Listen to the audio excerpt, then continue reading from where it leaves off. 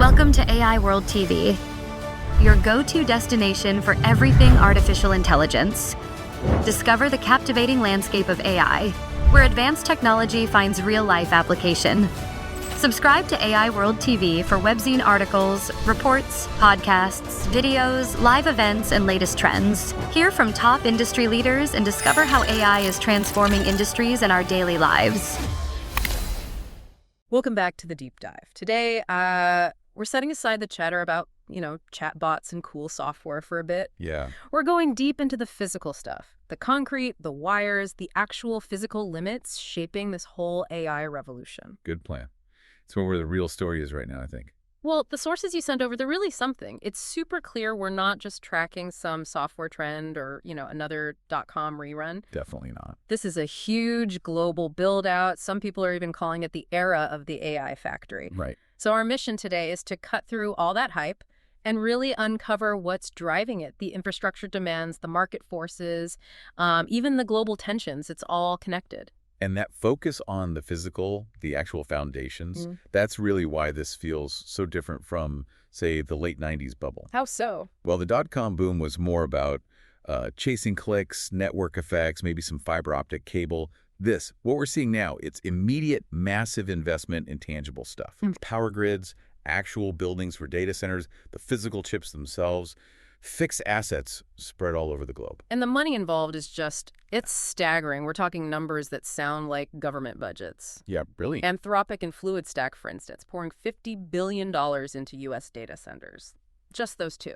$50 billion. And then look at Microsoft. Right. They're making these massive commitments. What was it? $15 billion just for the UAE's AI sector? $15 billion there. And their NeoCloud deals, focusing on AI, have already blown past $60 billion. It's incredible scale. And it's not just a U.S. story. You pointed out Google putting, 5.5 billion euros into German data centers alone? Exactly. And then the hardware itself. Amazon's deal with OpenAI for NVIDIA chips, that's $38 billion. Wow. Or South Korea ordering 260,000 NVIDIA chips just to boost their national infrastructure. Okay, so when nations and the biggest companies are treating AI infrastructure like a strategic commodity, something you build to last for decades. Right. It's not speculative anymore. It's capital investing in assets they expect to be using in 50 years. That's the real difference this time. Okay, let's unpack that massive investment then, because it brings us straight to this kind of core paradox of the AI factory era. Which is? We're all amazed by the software speed, right? But the sources are really hammering this point. The biggest hurdle right now isn't the code. It's physical limits. Power, water, resources. That's the crux of it. And what's really striking is just how fast the power demand has shot past what anyone expected. Utilities are struggling. Yeah, even in places you'd think could handle it. They just can't keep up with the surge from AI training and running these models. I think this might be the single most important takeaway here, the consequence you mentioned. It's pretty stark. Brand new data centers. Yeah. Sitting completely empty in NVIDIA's own backyard. Why? No power. They've got everything else, the building, the racks, probably the servers. Just can't plug them in. It's like building a giant factory and then realizing there's no road to get materials in or out. Exactly. Or like that skyscraper analogy I used earlier, finishing the penthouse. But the city can only power a single lamp in the lobby. Okay, that's sobering. The software is basically ready to go, but the grid, the actual physical power lines, can't handle that massive instantaneous power draw needed to fire up thousands of GPUs for training. And this puts pressure on everything else, right? Even things like climate goals. Absolutely. Yeah. Big tech's own climate people are feeling it. They're pushing these huge AI power needs, and it's forcing them into some pretty drastic measures just to find enough energy. Yeah. So if power is the bottleneck, what are they actually doing about it? How are they trying to fix this? Well, these sources show kind of a two-pronged attack. Quick fixes and long-term bets. Okay, like what? On the long-term strategic side, it's nuclear. Plain and simple. Nuclear. Really? Yeah. The U.S. Department of Energy is actively pushing programs for nuclear to power data centers. We even saw Fermi ordering 4 small nuclear reactors, specifically for data centers down in Texas. Hold on, though. Nuclear. Isn't that like a decade-long project, minimum for a traditional plant? How does that solve the current power crunch? That's a fair point. It's both, really. The big nuclear play is strategic. It's a bet that only super dense 247 power like nuclear can sustain the future growth of AI. So what about now? For the immediate crisis, they're leaning heavily on renewables and hybrids, trying to take pressure off the public grid. So solar panels everywhere. Billions going into solar and battery storage, yeah. And you see companies like Blue Energy planning data centers that start on natural gas, Okay. but with a clear plan to switch over to nuclear later. It's this urgent mix. Grab power now, secure a massive source for later. And inside the data center itself, they must be optimizing like crazy too. Oh, definitely. Advanced cooling, better power storage right on site. Yeah. That's becoming critical. We saw mentions of immersion-cooled BS. Sounds fancy. What is that? BS is just battery energy storage system. Think giant batteries. Right. Why are they so key? Because even if the grid delivers power constantly, training these huge AI models needs these massive sudden bursts of energy, like everyone hitting go at once. So you need a local energy buffer right there to handle those spikes without causing outages. Immersion cooling just means dunking the batteries in special liquid to cool them efficiently, letting you pack them tighter. Making the buffer smaller and safer? Exactly. And that also connects to the other resource crunch, water. Cooling these things traditionally uses tons of water. So there's a big push reflected in those sources to cut down or eliminate water use and pollution from data centers, another physical limit hitting hard. So these physical constraints are forcing innovation everywhere, from the power plant down to the cooling system. Okay, now that we've got the physical foundation laid out, let's switch gears slightly. Geopolitics. Because this build-out is tangled up with the global chip race, right? Inextricably linked. You can't separate them. These huge fixed assets, these AI factories, they're useless without the most advanced chips. And trade tensions are making getting those chips tricky. Very tricky. It's actively reshaping who can access what. The fight to design, manufacture, and just get these high-end chips isn't just business anymore. It's a national security strategy. And we saw some specific examples, especially involving China, like that story about a Chinese AI firm finding ways around U.S. export rules. Right, just to get their hands on NVIDIA's top-tier chips. It's not just about dodging rules, though. It highlights the sheer scarcity. Scarcity of the best chips. Exactly. It's not about getting any chip. It's about getting the specific ones, like NVIDIA's A100s or H100s, that can do the massive parallel processing needed to train these foundational AI models quickly. So that specific shortage fuels the geopolitical games and the incentive. You are listening to the AI World Podcast, your trusted source for the latest innovations, insights, and trends in artificial intelligence, blockchain, fintech, and decentralized technologies. Each episode features expert interviews, engaging discussions, and in-depth analysis of how AI transforms industries worldwide. Stay ahead of the curve with the latest articles and exclusive reports from the AI World Journal, covering everything from emerging technologies to industry breakthroughs. For more news, global events, and access to AI World Society circle gatherings, visit us at aiworld.tv. Don't forget to subscribe to stay informed, stay connected, and be part of the AI revolution with AI World Lounge. Thank you for listening. To find workarounds. Precisely. And even with all the tension, we're also seeing that China's own AI scene is making real inroads, even influencing things back in Silicon Valley. Talent and capital still flow, even when governments try to put up walls. And this whole dynamic is pushing the physical footprint everywhere, isn't it? Beyond the usual spots. Yeah, the AI factory models popping up all over. We see Canada becoming a major data center hub. Why Canada? Cheaper power, colder climate for cooling. Probably a mix of both, plus maybe a more favorable regulatory environment.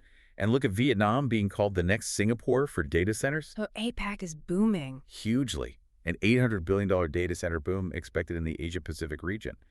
But there's a catch. Always X. The sources also warn that APAC is heading for a major sustainability check. Same problems we already talked about: power grid strain, water issues. These physical limits are hitting everywhere. Okay, so that's the foundation, the infrastructure, the fight over the parts. But what does all this actually enable right now? For us, for businesses. The sources mention agentic AI. Agentic AI. Yeah, that's arguably the most exciting near-term thing coming out of this raw power increase. What makes it different? Isn't it just more automation? Well, it's a leap beyond simple automation scripts. Think of it like this. Current automation might run step A, then step B, then step C, and if something breaks, it stops.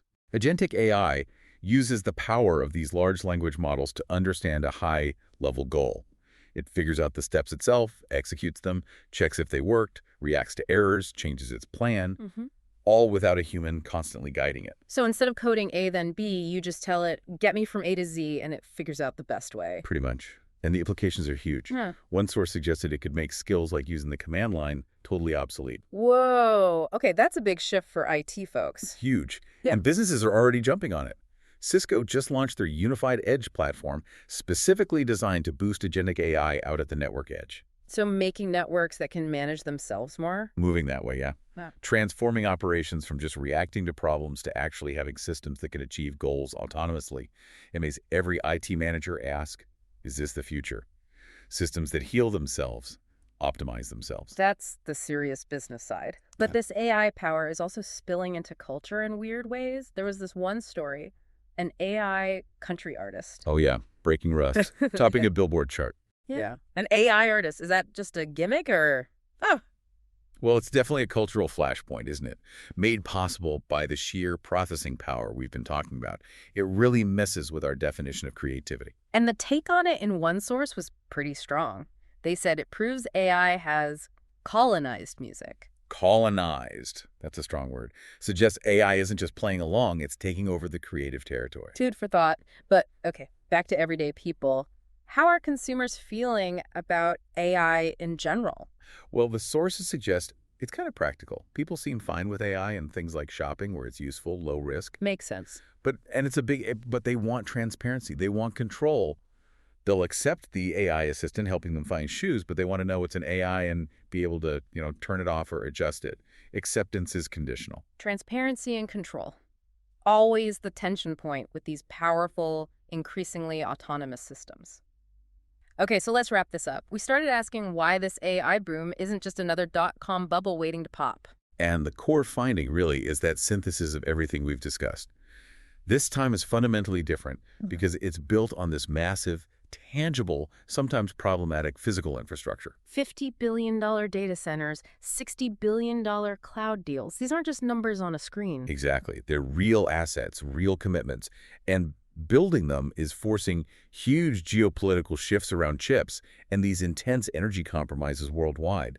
The AI factory isn't hype. It's real, it's concrete, and it represents a permanent change in global strategy. The scale, the speed, the political stakes. It really means this physical infrastructure isn't just supporting the software. In many ways, it is the story. Right. Which leaves us with maybe a provocative final thought for you, the listener, to chew on. Go for it. If the true bottleneck, the real limit on AI progress, is the physical availability of power shown by those brand new data centers sitting dark because they can't get electricity, Yeah. then does the race for AI dominance ultimately just become a race for nuclear energy supremacy? If the future depends on sheer kilowatt hours, well, whoever controls the power controls the AI. A race for power, literally and figuratively.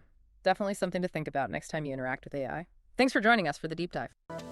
The future of artificial intelligence is unfolding, and it's happening at AI World Week, the flagship global event for innovation, collaboration, and transformation.